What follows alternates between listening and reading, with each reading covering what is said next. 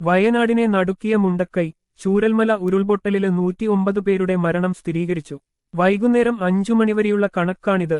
Meppadi health സെന്ററിലുള്ള 63 മൃതദേഹങ്ങളില് 42 പേരെ ഇതുവരെ തിരിച്ചറിഞ്ഞു. നിലമ്പൂര് ജില്ലാ ആശുപത്രിയില് 41 വിംസ് ആശുപത്രിയില് 3 ബത്തേരി താലൂക്ക് ആശുപത്രിയില് 1 മൃതദേഹങ്ങളാണുള്ളത്. 130ലേറെ പേര് വിവിധ ആശുപത്രികളിലായി ചികിത്സയിലുണ്ട്. വിംസ് ആശുപത്രിയില് 91 പേരും മേപ്പാടി ഹെൽത്ത് സെന്ററില് 27 പേരും കൽപ്പറ്റ് ആശുപത്രിയില് 13 പേരുമാണ് ചികിത്സയിലുള്ളത്. 98 പേരെ കാണാനില്ലെന്നാണ് വിവരം. ഇതുവരെ 20 മൃതദേഹങ്ങളുടെ പോസ്റ്റ്മോർട്ടം പൂർത്തിയായതായും അധികൃതർ അറിയിച്ചു. രക്ഷാപ്രവർത്തനം സുഗമമാക്കാനായി സൈന്യത്തിന്റെ നേതൃത്വത്തില് പ്രദേശത്ത് താൽക്കാലിക പാലം നിർമ്മിക്കാനുള്ള ശ്രമങ്ങൾ പുരോഗമിക്കുകയാണ്. ഇതിനുള്ള ഉപകരണങ്ങൾ ഡൽഹിയിൽ നിന്നും ചെന്നൈയിൽ നിന്നും വിമാനമാർഗം കോഴിക്കോട് എത്തിക്കാനുള്ള നടപടികൾ ആരംഭിച്ചതായി അധികൃതർ അറിയിച്ചു. ഓരോ നിമിഷവും മരണം മുന്നിൽ കണ്ടുകൊണ്ടാണ് തള്ളിനീക്കുന്നതെന്ന് മുണ്ടക്കൈയിലെ റിസോർട്ടിൽ കുടുങ്ങിയവർ. രക്ഷാപ്രവർത്തകർ ഉടൻ എത്തുമെന്നാണ് പ്രതീക്ഷ.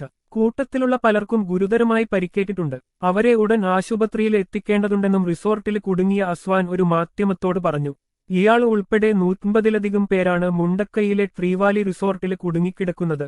ഇന്നലെ രാത്രി 2 മണി മുതലാണ് ഇവർ റിസോർട്ടിൽ കുടുങ്ങിയത്. സംഘത്തിൽ പ്രായമായവരും കുട്ടികളും സ്ത്രീകളും നിരവധി രോഗികളുമുണ്ട്. എങ്ങോട്ടും പോകാൻ കഴിയുന്നില്ല. ഒരു റൂമിനുള്ളിൽ തിങ്ങിക്കഴിയുകയാണ് ഞങ്ങൾ. അപകടത്തിൽപ്പെട്ട നിരവധി പേരെ രക്ഷപ്പെടുത്തി എത്തിച്ചിട്ടുണ്ട്.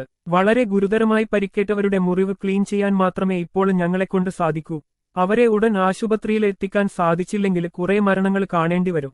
ഇന്നലെ മുതൽ ഈ നേരം വരെ വെള്ളമോ ഭക്ഷണമോ ഇല്ല. ഒരു കുടുംബത്തിലെ തന്നെ 10ഉം 11ഉം പേരെയാണ് കാണാതായിരിക്കുന്നത്. രക്ഷപ്പെടുത്താൻ ആളുകൾ വരുമെന്ന് കേൾക്കുന്നുണ്ടെങ്കിലും ആരും ഇതുവരെ എത്തിയിട്ടില്ല. പലരും വിളിക്കുന്നുണ്ട്. മരണം മുന്നിൽ കണ്ടാണ് ഞങ്ങൾ നിൽക്കുന്നത് എന്നാണ് അസ്വാൻ പറഞ്ഞത്.